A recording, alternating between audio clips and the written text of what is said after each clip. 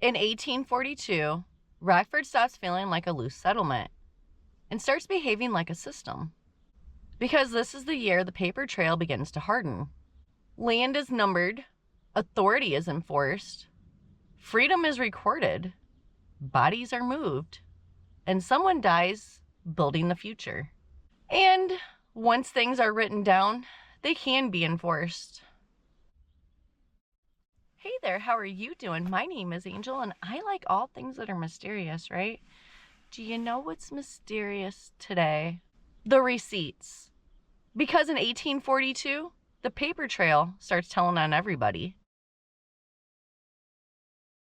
February 1842. Before law, before jails, before elections. We have to talk about burial ground. Because where a town places its dead tells you how it's organizing itself. Early Rockford burials were tied to Block 35 on the original West Rockford plat. That was the first burial ground. Small, informal, close to where people lived. But 1842 is the year the shift becomes visible. On February 17th, 1842, the first burial is recorded at Block 53.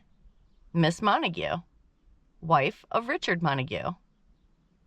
That date matters because that record tells us the town is no longer improvising burial space. It's choosing it. This is not just a death. This is a land use decision. And I want you to pause on that. Because in the same year Rockford is formalizing law enforcement, it is also deciding where bodies belong. This is a system taking shape. Block 35 does not disappear, but 1842 is the year Block 53 becomes active. And once the dead are organized on paper, the living follow. March 1842. Now we slow down, because this is not a footnote. Lewis Lemon. Lewis Lemon was brought to Rockford by Germanicus Kent. Illinois was called a free state, but Lewis was held under a contract that required him to purchase his freedom. He fulfilled that agreement. A manumission document existed earlier, but 1842 is the year it is officially filed and recorded. And that distinction matters. Because freedom that is not recorded is freedom that can be challenged. In March of 1842, Lewis Lemon's manumission papers are entered into county records. That is the receipt. And look at the timing.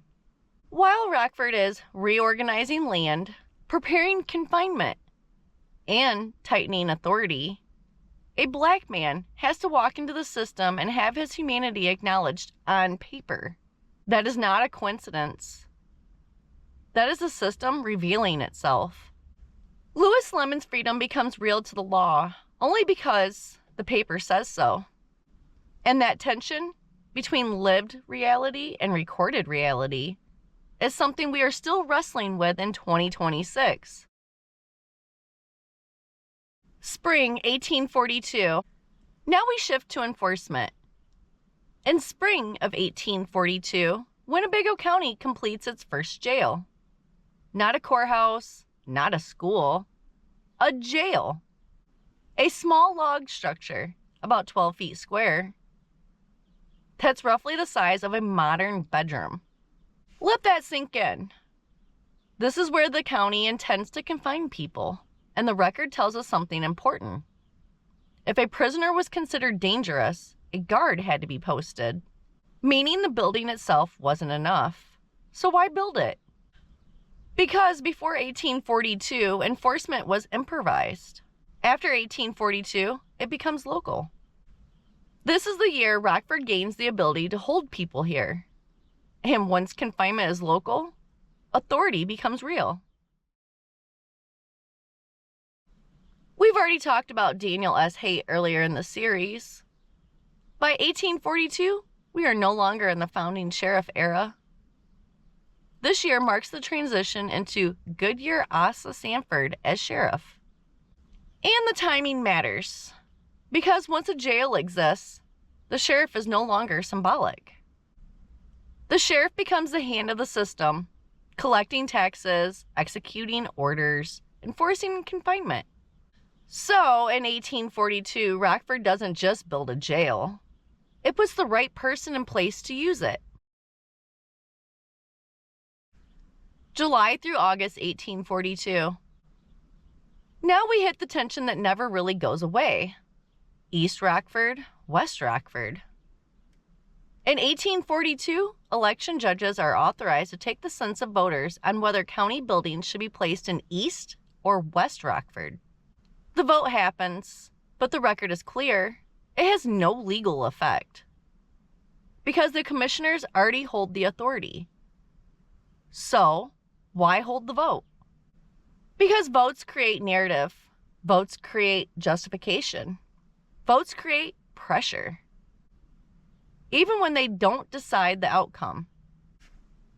That dynamic, participation without control, is something Rockford residents are still familiar with today. November 1st, 1842. Now we mark something people skip when they romanticize frontier towns: the cost. On November 1st, 1842, Jacob Posson dies. He was injured while building a cooper shop, a barrel-making business. Not a luxury, a necessity. Something a growing town needs.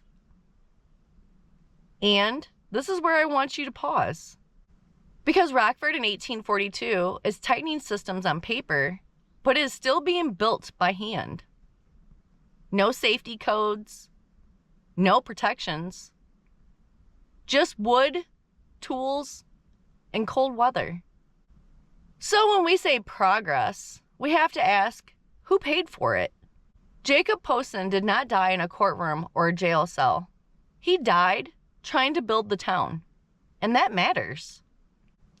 Because systems are built by people, and sometimes the people don't survive the system they are building.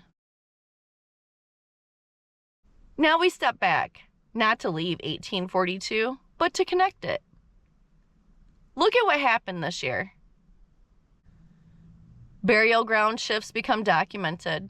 Freedom becomes official only once recorded. Confinement becomes local. Authority changes hands. Power is debated without being granted. That is not random. That is a system forming. In 1842, paper decides where bodies go, who is recognized, who can be confined, where power lives. In 2026, paper still decides. It just looks digital now. Permits, databases, IDs, court filings. The tools change. The pattern doesn't.